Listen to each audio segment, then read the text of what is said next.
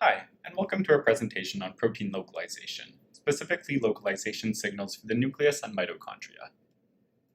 In eukaryotic cells, organelles require specific proteins to accomplish their respective functions.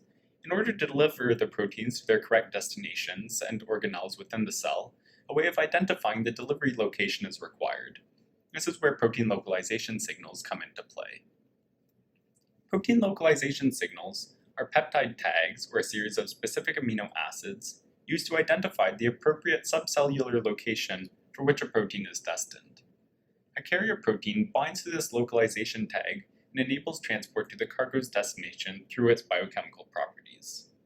Since organelles vary significantly in properties and structure, it is possible to have different localization mechanisms specific to certain organelles, or even to specific locations within a given organelle. For the nucleus in particular, transport is regulated by nuclear pore complexes, which control pores in the nuclear membrane. Some small molecules are able to bypass the control, but large macromolecules such as proteins are unable to do so and require active transport. Proteins required inside the nucleus, such as those involved with DNA transcription and RNA processing, are usually transported by carrier molecules called karyopherins. The karyopherins identify the target proteins by their protein localization signal, in this case, a nuclear localization signal.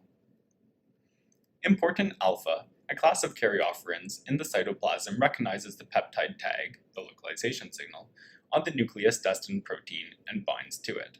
This newly formed complex subsequently binds to important beta. Important beta then mediates an interaction between the cargo and the nuclear pore, translocating the entire complex into the nucleus. Once inside the nucleus, RAN-GTP induces a conformational change in important beta to release the important alpha protein complex. CSC1 cleaves the peptide tag from the cargo protein, resulting in the cargo protein being released from the complex. Important alpha is recycled back into the cytosol, a process mediated by CAS. Protein localization is also essential and highly specialized for the mitochondria. For example, hydrophobic proteins may be tagged with a positively charged 50 residue peptide called a mitochondrial matrix targeting or localization signal.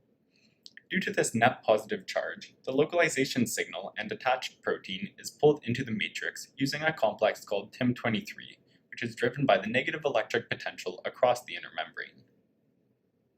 TIM23 interacts with various proton pumps of the electron transport chain, where ATP is used to pull the cargo all the way through the membrane. The mitochondrial matrix targeting signal is subsequently cleaved and the cargo is released into the matrix. The localization of intermembrane proteins is similar to those of the matrix, but a hydrophobic sequence stops the cargo from being pulled all the way through the membrane and results in the release of the cargo into the intermembrane space. Protein localization is important to understand on a molecular level, as errors in the protein localization pathway have been known to lead to various diseases. For example, loss of nuclear localization signals in the SRY gene have been linked to Swyer syndrome, which essentially is male-to-female sex reversal. This syndrome is brought on by decreased recognition of the SRY gene by important beta. The major loss of localization signals results in less nuclear import of SRY, ultimately leading to decreased transcription of target genes. Comparatively, an individual with an unaffected SRY gene would exhibit normal levels of transcription of target genes, which would allow for masculine traits to be exhibited in said individual. A variety of cancers have also been linked to errors in the protein localization pathway. Colon, breast, and lung cancer have all been linked to the improper regulation of important alpha and beta receptors. There are several different methods which researchers employ to study protein localization. For example, after separating organelles via centrifugation, a Western blot can be used to determine the amount and location of a tagged protein, thus giving insight into protein localization. In summary, the eukaryotic cell uses key localization signal pathways in order to regulate the distribution of proteins within the cell. The special peptide tags allow for placing the protein in the appropriate location, where the protein can then carry out its intended function. Additionally, anything that interferes with the proper modulation of protein distribution will have a direct effect on protein function and ultimately cellular function, potentially leading to disease. Thank you.